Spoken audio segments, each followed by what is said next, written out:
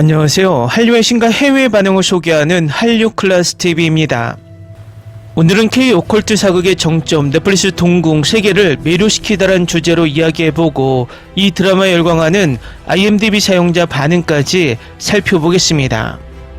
지금까지 저희 채널에서는 전세계 유력 매체와 지역 매체들의 동궁에 관한 많은 극찬의 기사들을 소개시켜드렸습니다. 하다하다 미국 IT 전문 매체까지 나서서 이 드라마를 분석하는 극찬 기사까지 소개시켜드렸습니다. 오늘은 왜 동궁이 전세계 주요 매체들과 평단들에게 이토록 극찬을 쏟아내게 하는지 주요 매체들의 리뷰 기사를 분석하며 이야기해보겠습니다. 넷플릭스 오컬트 사극 동궁은 글로벌 평단으로부터 조선시대를 배경으로 샤머니즘과 다크 환타지를 완벽하게 결합하여 K 콘텐츠의 장르적 지평을 넓힌 마스터피스라는 압도적인 극찬을 받았습니다.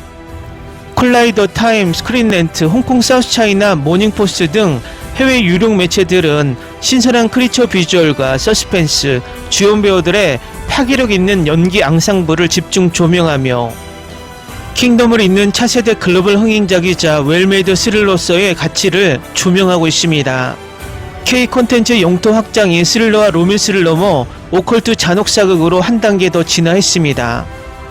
넷플릭스를 통해 전 세계에 공개된 시리즈 동궁은 한국 고유의 무속신앙과 조선 왕실이라는 역사적 공간을 배경으로 삼아 기존 서구권의 엑소시즘과 좀비물과는 차원이 다른 시각적 정신적 충격을 선사하고 있습니다. 방영과 동시에 전세계 시청순위 상위권에 안착한 이 작품은 단순히 대중적인 인기를 넘어 까다롭기로 유명한 북미 및 아시아권 유력 미디어 평단으로부터 이례적일 만큼 높은 평점과 학술적 깊이의 찬사를 이끌어내는 데 성공했습니다. 외신들은 동궁이 가진 독창적인 내러티브 구조와 압도적인 미장센에 주목하며 이를 2026년 반드시 주목해야 할 최고의 다크 환타지 시리즈로 꼽았습니다. 북미의 대표적인 엔터테인먼트 전문 매체 콜라이더는 동궁이 보여준 장르적 하이브리드 성격에 극찬을 아끼지 않았습니다. 매체는 그동안 서구 시청자들은 뱀파이어나 좀비 혹은 카톨릭 기반의 테마의식에 익숙해져 있었다. 하지만 동궁은 완전히 새로운 패러다임을 제시한다고 평했습니다. 특히 조선시대라는 폐쇄적이고 엄격한 신분제 사회 속에서 벌어지는 기이한 사건들이 인간의 깊은 탐욕 및 계급 갈등과 어떻게 맞물리는지 그 서사적 정교함을 높이 평가합니다. 이 매체는 동궁은 매 에피소드마다 숨막히는 긴장감을 유지하면서도 단순한 점프 스퀘어에 의존하지 않고 서서히 점증하는 심리적 공포를 정교하게 설계해냈다고 분석하며 기술적, 연출적 완성도에 만점을 부여했습니다. 미국의 저명한 시사주간지 타임즈 역시 동궁을 집중 조명하며 K 콘텐츠의 깊어진 철학적 깊이에 감탄합니다. 매체는 킹덤이 조선시대의 정치적 암투를 좀비라는 역병으로 풀어냈다면 동궁은 무속신앙과 인간 내면의 악의를 결합하여 한층 더 개인적이고도 거대한 파멸의 서사를 그린다고 설명합니다.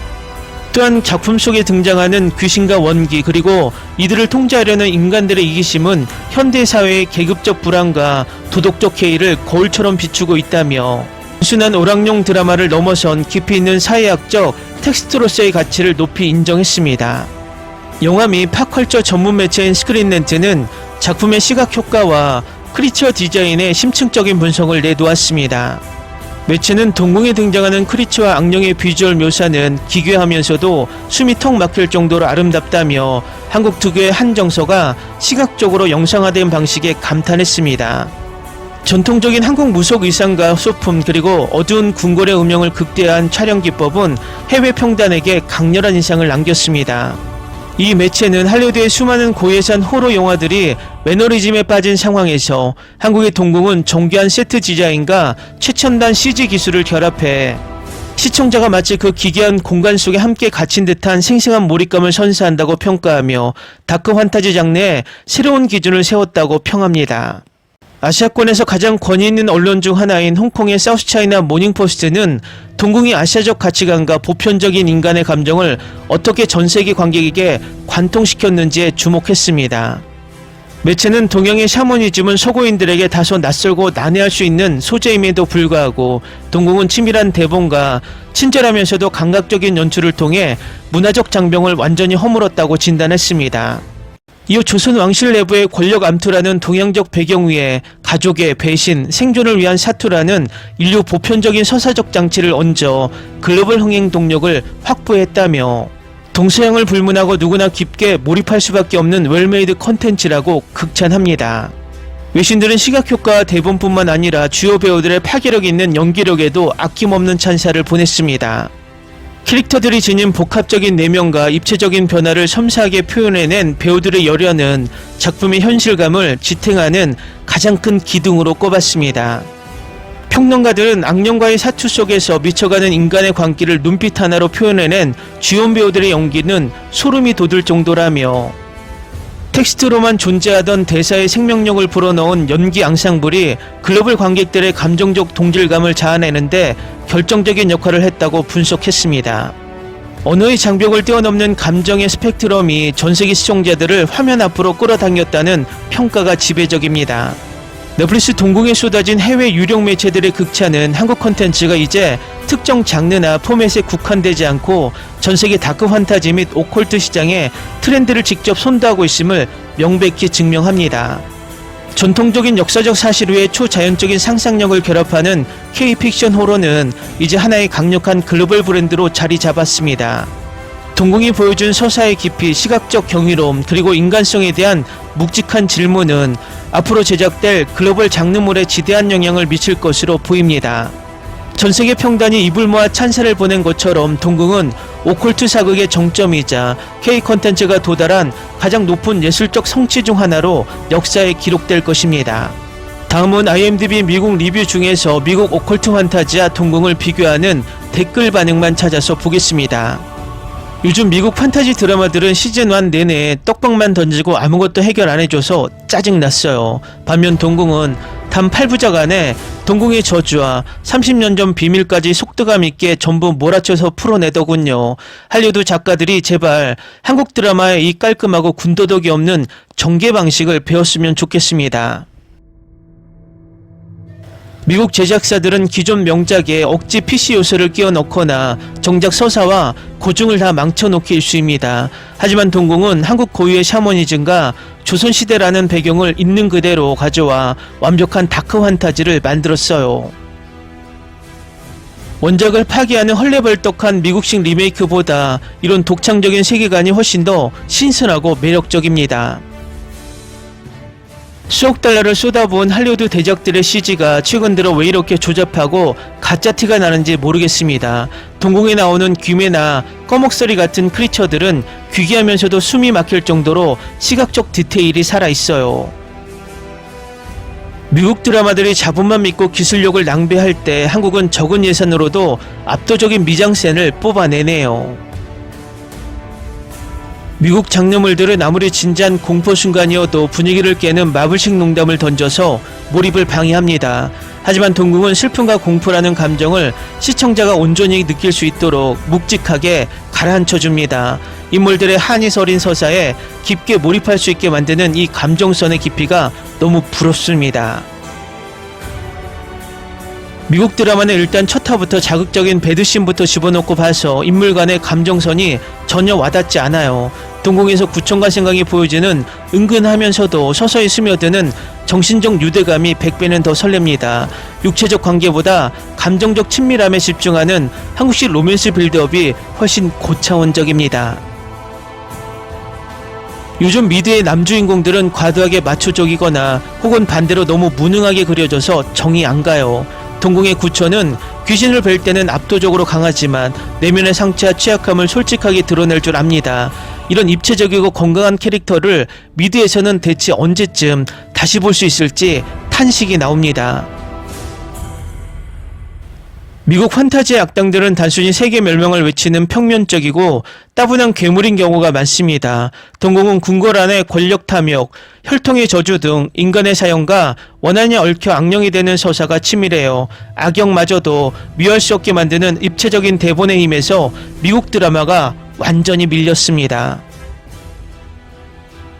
미국 쇼너러들은 시청자를 바보로 아는지 모든 설정을 대사로 구구절절 설명하느라 극의 흐름을 갉아먹습니다. 동궁은 연출과 미스터리한 복선을 통해 시청자가 스스로 추리하고 몰입하게 만드는 고급스러운 방식을 씁니다. 힌트를 조합하며 다마를 볼 수밖에 없게 만드는 이 정교한 플롯의 수준 차이에 한숨이 나옵니다. 미국 판타지는 맨날 똑같은 중세 유럽풍 성이나 가상의 서양 도시만 우려먹어서 장르적 매너리즘이 심해요. 조선시대의 폐쇄적인 왕실이라는 역사적 공간에 샤머니즘을 섞으니 완전히 새로운 장르가 탄생했습니다. 익숙함에 갇힌 진부해진 할리우드 제작진들이 이 작품을 보고 신선한 충격을 받아야 합니다. 미국 판타지는 스타성이나 외모만 보고 캐스팅했다가 연기력 때문에 몰입이 깨지는 경우가 허다합니다. 동궁은 남주역의 액션부터 조승우 장영남의 소름돋는 연기 대결까지 거를 타선이 전혀 없더군요. 주연부터 조연까지 눈빛 하나로 화면을 지배하는 한국 배우들의 연기 내공이 진심으로 부럽습니다. 넷플릭스 위쳐나 다른 판타지 대작들이 수천억 원을 쓰고도 시즌이 갈수록 혹평받는 걸 보면 기가 찹니다. 동궁은 그 자본의 반의 반도 안 되는 예산으로 훨씬 더 밀도 높은 매혹적인 다크 판타지를 완성했어요. 할리우드는 돈을 어디다 쓰는지 모르겠고 한국의 제작 효율성과 연출력은 경이로운 수준입니다. 댓글 반응 잘 보셨네요. 넷플릭스가 왜 K드라마의 흥행을 순위적으로 조절하고 있는지 전세계 언론들의 반응이나 미국의 시청자 반응을 보면 바로 알 수 있습니다. 지난번 영상에서 미드의 엄청난 제작비에 비해서 계속해서 흥행에 실패하는 예시를 상세히 전해드렸듯 넷플릭스 입장에서는 K드라마의 성공은 좋지만 한편으로 미드의 몰락을 불러오는 일이라 K드라마는 넷플릭스 입장에서는 제주부리는 곰이 될 수도 주인을 잡아먹는 호랑이가 될 수도 있다는 것입니다. 지난번 중국 언론에서 동궁이 중국 문화를 훔쳐갔다는 기사가 올라와 소개시켜드렸는데 또 비슷한 기사가 있어서 살펴보니 더 과간입니다. 지난번 기사는 동궁 드라마 속 한자를 사용했다는 것이 중국 문화를 베꼈다는 유치하고 억지스러운 주장이었다면 이번 주장은 동궁 드라마 속 건축, 의상, 무속문화 등 모든 걸 베꼈다는 주장입니다. 일단 기사를 보기 전에 상식적인 이야기를 먼저 해보면 중국은 이 드라마를 정식적으로 볼 수 없습니다. 그런데 우리 드라마를 불법 시청하면서 드라마 속 문제를 언급하는 자체가 자신들이 불법 시청하고 있다는 것을 중국 언론 자체가 공식적으로 인정하는 코미디입니다. 이 기사에서는 이 부분을 절대 다루지 않습니다. 국경을 맞대고 있는 나라들은 생활 양식과 문화가 닮아 있는 것은 당연합니다. 그래서 동아시아 한중일 삼국은 과거 한자 문화를 공유했고 서로 교류와 침략이 반복되면서 문화가 섞이지 않는 것이 더 비정상입니다. 이 기초적인 역사 교육을 중국은 가르치지 않고 중국인들을 역사에 무지한 사람들로 만들고 있는 것 같습니다. 지난번 영상에서 말씀드렸지만 중국인들은 10년 전만 해도 한국의 사극에 빠져서 허우적거리며 절대 한국 사극을 보면서 중국풍이란 소리, 한푸 이야기를 거론한 적이 없습니다. 결국 이 논란을 일으키는 이유는 단순합니다. 두 가지 이유인데 첫 번째는 동북공정의 일환으로 과거 고구려와 발해를 중국의 역사로 만들기 위한 밑밥을 계속 깔고 있다는 것입니다. 중국 역사에서 가장 치욕적인 역사를 꼽자면 한반도 고구려의 융성기였을 것입니다.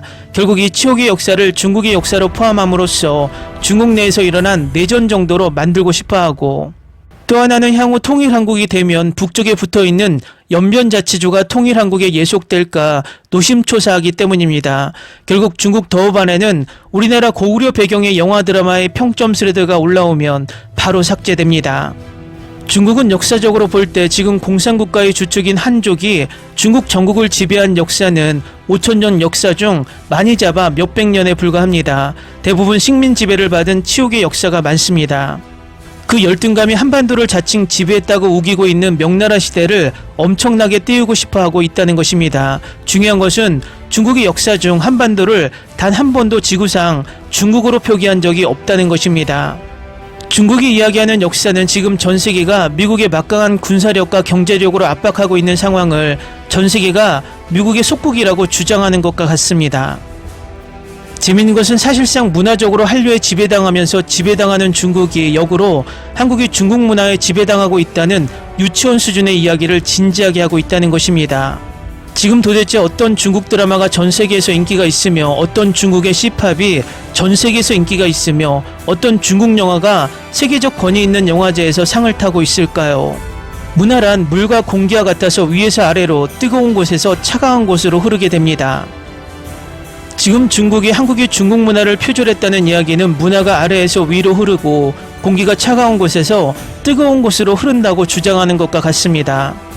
또 한 가지 이 기사의 댓글에 또 9면류관, 12면류관 이야기를 거론하는데 우리나라 일부 과도하게 반중성서를 이용해서 또 정치적인 이유로 우리나라 사극만 나오면 현대 판타지나 가상의 드라마에까지 중국풍을 거론하며 이슈몰이를 하는 부류들이 있습니다.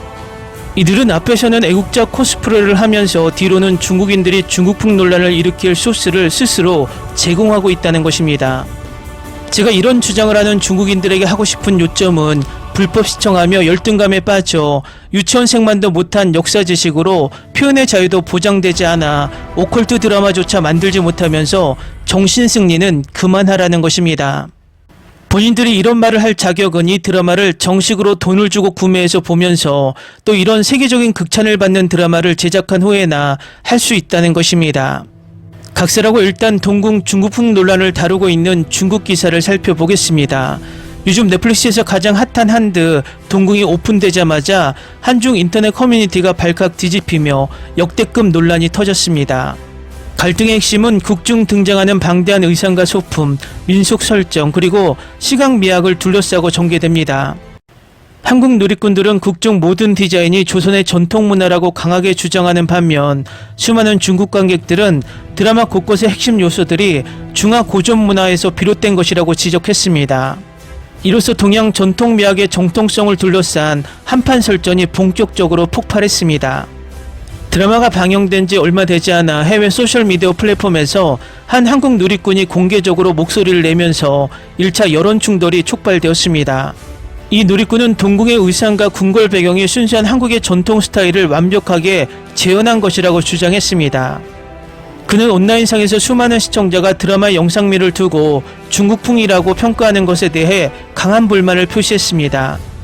심지어 극중 왕이 사용하는 붉은 발마저 중국식 요소로 분류되는 상황에 불쾌감을 드러냈습니다.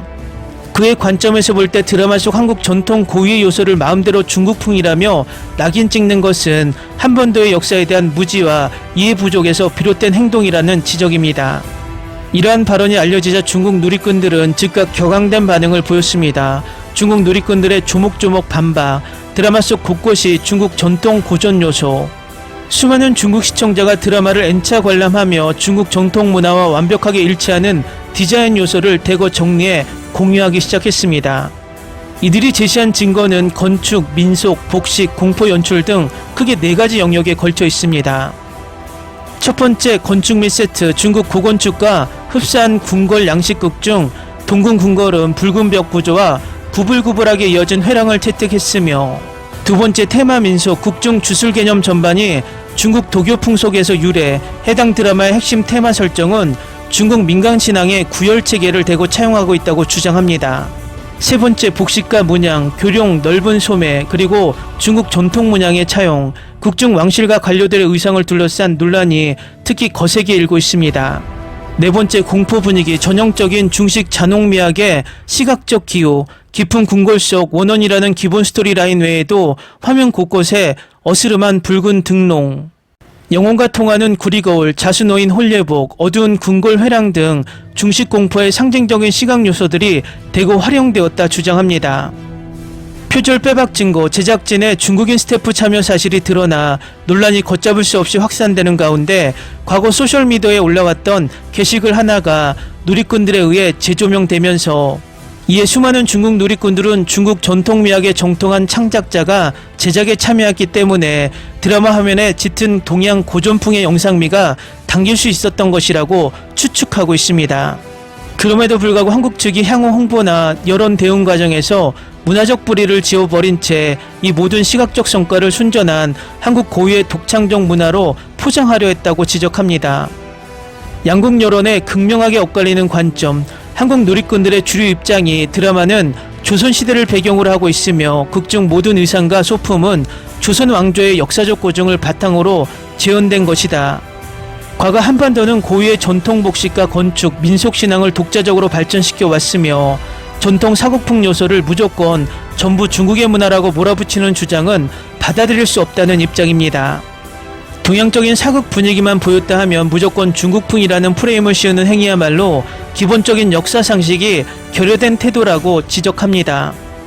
중국 누리꾼들의 핵심 관점, 과거 한반도의 수많은 문화는 본래 중화 문화가 외부로 전파되는 과정에서 형성된 것이며 역사적으로 중화 문화권의 한 갈래에 속한다는 입장입니다.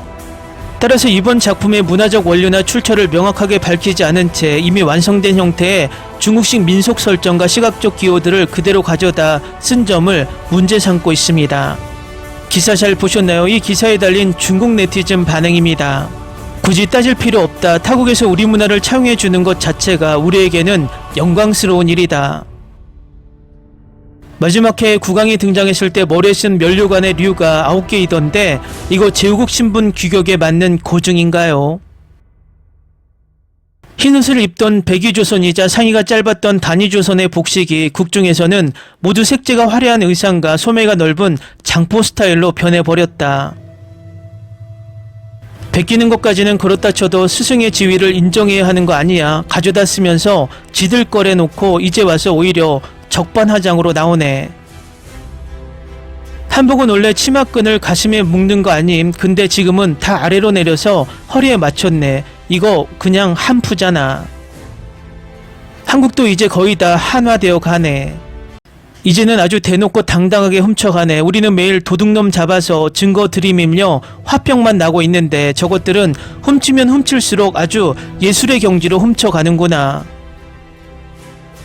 당시 한반도 왕조는 중국의 제후국이었으므로 황색이나 적색 등의 색상은 전혀 사용할 수 없었으며 이를 어길 시 국가적 멸망을 초래했을 것이다.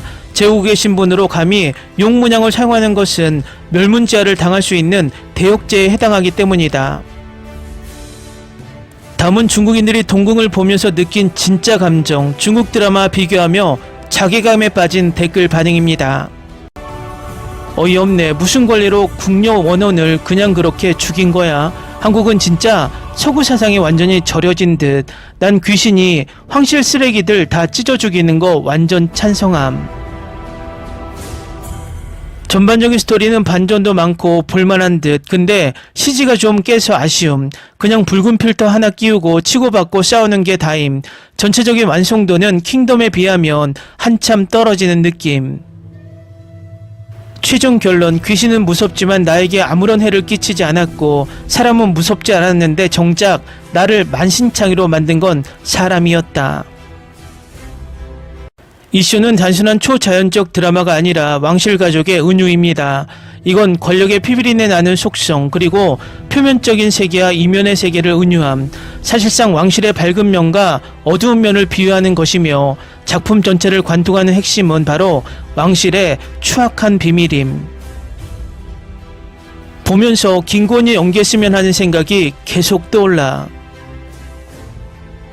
한국은 킹덤에 이어 동궁까지 사극 오컬트 장르라는 독보적인 영역을 완벽하게 구축해낸 것 같아 정말 부럽긴 하다. 우리는 맨날 똑같은 선현물이나 고구마 궁중 암투극만 찍어내며 제자리 걸음인데 한국은 전세계가 열광할 만한 트렌디한 장르로 조선사극을 매번 다채롭게 변주하네요.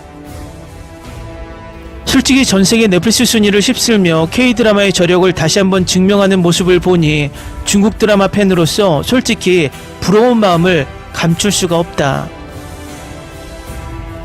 처음 제목이 동궁이라고 해서 우리가 아는 아름답고 화려한 궁궐 로맨스나 권력 암투인 줄 알았는데 뚜껑을 열어보니 완전히 서늘하고 긴장감 넘치는 테마 액션 장르더군요.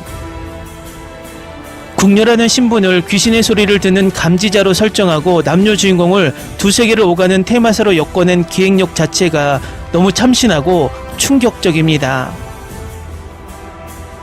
이런 세련되고 깊이 있는 오컬트 세계관을 전세계 대중에게 통하게 만드는 한국 드라마 기획 역량과 글로벌 마케팅 파워가 진심으로 부럽긴 하지.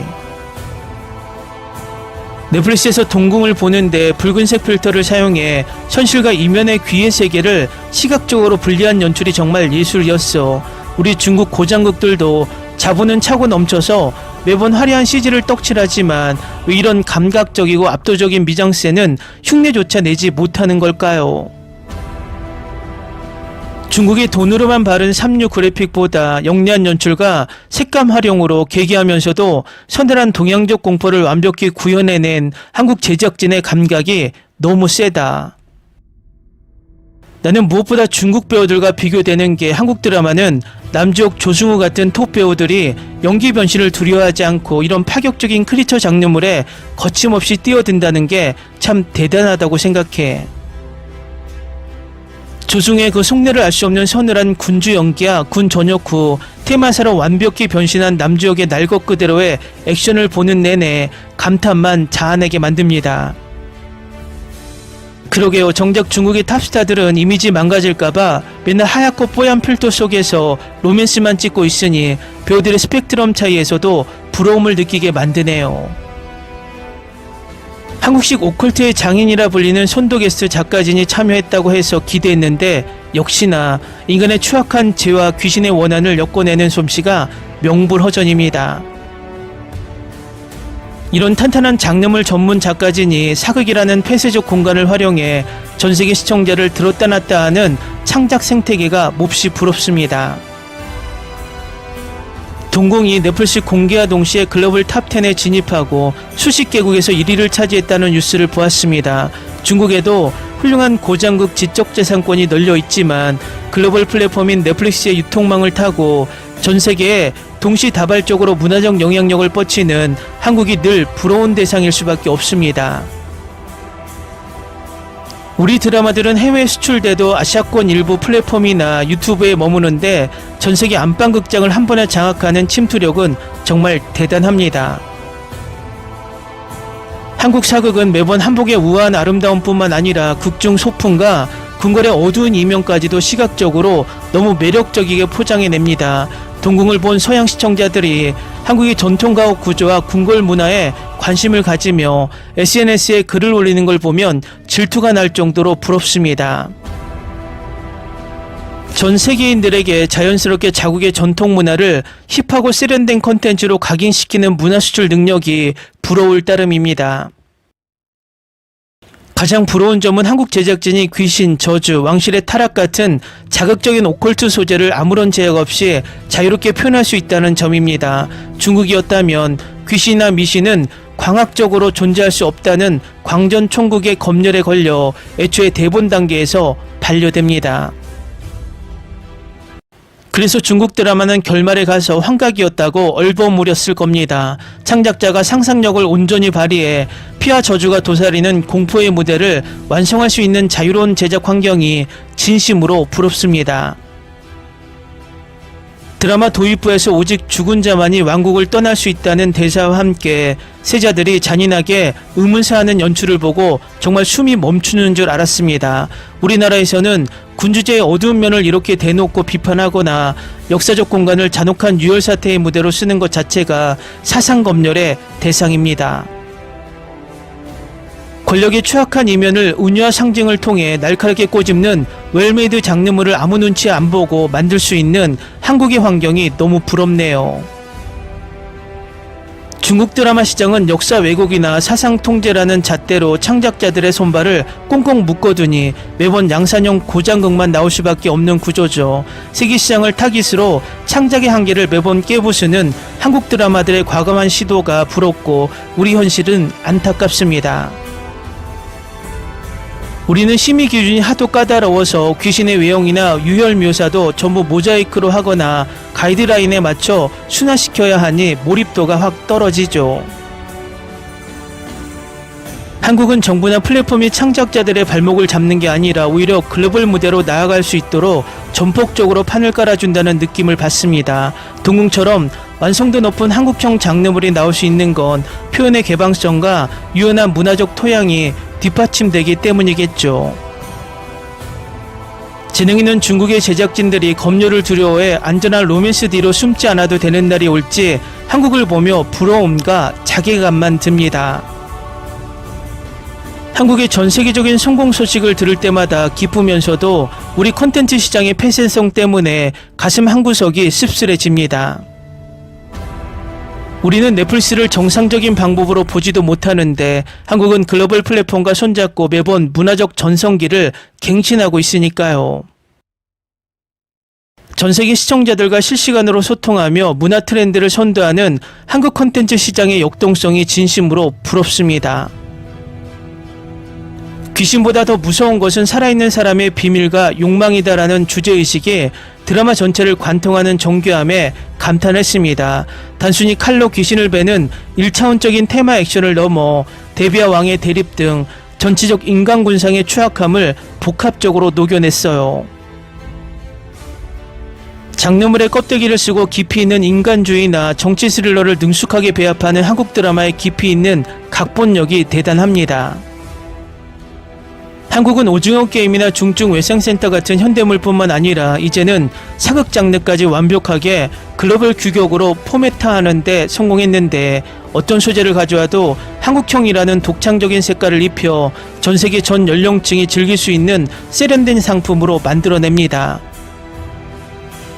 우리는 거대한 자국 시장에만 안주해 양산형 불량 콘텐츠만 찍어내고 있을 때 끊임없이 세계를 향해 도전하는 K-드라마의 저력이 부럽습니다. 넷플릭스 동궁의 예고편이 떴을 때부터 전세계 네티즌들이 댓글창에서 환호하며 기대작으로 꼽는 걸 보고 문화적 힘의 차이를 실감했습니다. 이제는 한국이 만든 사극 장르물이라는 타이틀 하나만으로도 전세계 시청자들이 덮어놓고 신뢰하며 시청하는 수준에 이른 것 같아요. 국가 브랜드 자체가 하나의 거대한 보증수표가 되어 글로벌 흥행을 견인하는 구조가 콘텐츠 제작자 입장에서는 얼마나 부러울지 상상도 안 갑니다. 결국 넷플릭스 동궁의 세계적인 성공은 창작의 자유, 자본의 올바른 투자 그리고 영리한 연출력 3박자가 맞물려 이뤄낸 결과물입니다.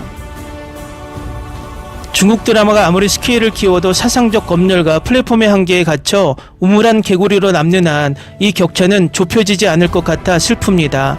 자유롭게 상상하고 전 세계를 상대로 마음껏 날개를 펼치는 한국 드라마의 제작 생태계가 진심으로 부러운 밤입니다.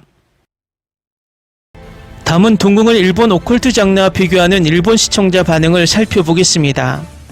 한국의 전통 요괴인 꺼목서리가 나올 때 깜짝 놀랐습니다. 마치 스튜디오 지브리의 센가 히치로의 행방불명에 나오는 기묘한 신물이나 요괴들을 실사한 것 같았어요. 기묘하면서도 어딘가 아이처럼 귀여운 매력이 공존하는 크리처를 만들어낸 한국의 상상력에 감탄했습니다. 평소 일본의 고전 괴담이나 기담 장르를 좋아해서 자주 봅니다. 하지만 동궁은 일본 특유의 정적인 공포를 넘어 연기와 이승을 오가는 스케일이 차원이 다르더군요. 조선왕실이라는 폐쇄적인 공간 속에서 펼쳐지는 테마 액션의 거대한 자본력이 정말 부러웠습니다. 남족이 피 묻은 나무 모기로 악기를 베어 넘길 때 전율이 돋았습니다. 이건 마치 일본 애니메이션 귀멸의 칼날의 주술적인 검술 액션을 완벽한 실사로 재현해낸 느낌이에요. 만화 같은 설정을 유치하지 않고 이토록 세련되게 시각화할 수 있는 건 현재 한국뿐인 것 같습니다. 인간이 사는 현실과 귀신들이 점령한 귀의 세계가 같은 공간에서 대조를 이루는 연출이 압권입니다. 일본의 애니메이션 주술의 전 속 영역 전개나 결계 설정을 아주 현실적이고 무섭게 풀어내더군요. 붉은색과 푸른색의 강렬한 색채 대비 덕분에 화면에서 눈을 뗄 수가 없었습니다. 과거 링이나 주온 같은 일본 호러가 주는 특유의 눅눅하고 음습한 심리적 공포가 기저에 깔려 있습니다. 그런데 거기에 한국 사극 특유의 역동적인 검술 액션이 더해지니 완전히 새로운 장르가 탄생했네요. 답답하게 당하기만 하는 호러가 아니라 악기를 시원하게 때려잡는 테마물이라 카타르시스가 엄청납니다. 일본에도 신토나 무속을 다룬 장르물이 많지만 대부분 서브컬처에 머무는 경우가 많습니다. 동궁은 한국의 토속 무속신앙을 왕세자의 죽음이라는 거대한 정치적 음모와 엮어 고급스럽게 풀어냈어요.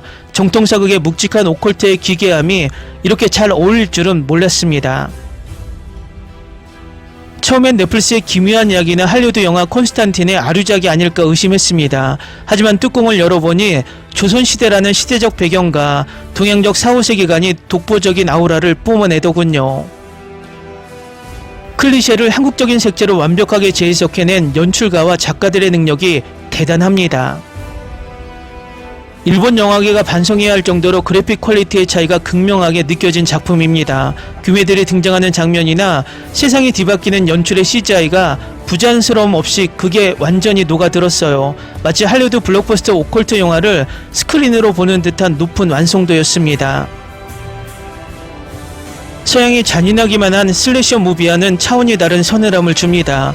동양 오컬트 특유의 처연한 원한과 한, 그리고 궁궐의 아름다운 한국 복식이 어우러져 잔혹한 미학을 완성했어요. 피가 튀는 순간조차 예술적으로 연출하는 한국 스태프들의 비주얼 디렉팅에 감탄했습니다.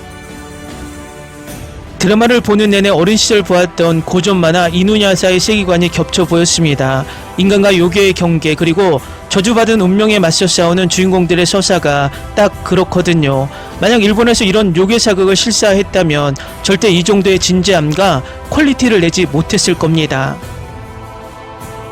일본의 신사나 사찰을 배경으로 한 오컬트와는 또 다른 조선 궁궐만의 섬함하고 은밀한 공포가 신선했어요. 가장 한국적인 장소를 가장 글로벌한 넷플릭스 스타일로 포장해냈습니다. 귀신들의 비주얼도 오싹하지만 가장 무서운 건 왕을 연기한 조승우의 양면적인 연기였습니다. 악기보다 더 탐욕스럽고 냉혹한 인간의 본성을 눈빛 하나로 표현해내며 극의 격을 높이더군요. 단순한 크리처물을 넘어 인간 심리 스릴러로서의 깊이까지 챙긴 영리한 작품입니다. 댓글 반응 잘 보셨나요? 일본은 수많은 일본 만화나 애니를 실사 시도했지만 국제적으로 성공한 작품은 거의 없습니다. 그런 면에서 한국의 드라마가 공포 크리처 장르를 실사하는 모습을 부러워하는 모습입니다. 재밌게 잘 보셨나요? 여러분의 구독, 좋아요, 댓글, 알림 설정은 영상 제작에 큰 힘이 됩니다. 이 영상을 보신 모든 분들 항상 대박 나시고 행복하시길 바랍니다. Ni se te ocurra. Olvida el ganso y los tomates. No hables de las ballenas. No es un acuario. No actúes como tonta. Que eras una genio. ¿Sí? No vayas a presumir, a la gente no le gusta eso. Y no digas cosas sin sentido. Y bueno, ¿terminamos? Hasta pronto. Abogada, tengo mucha curiosidad por conocerla.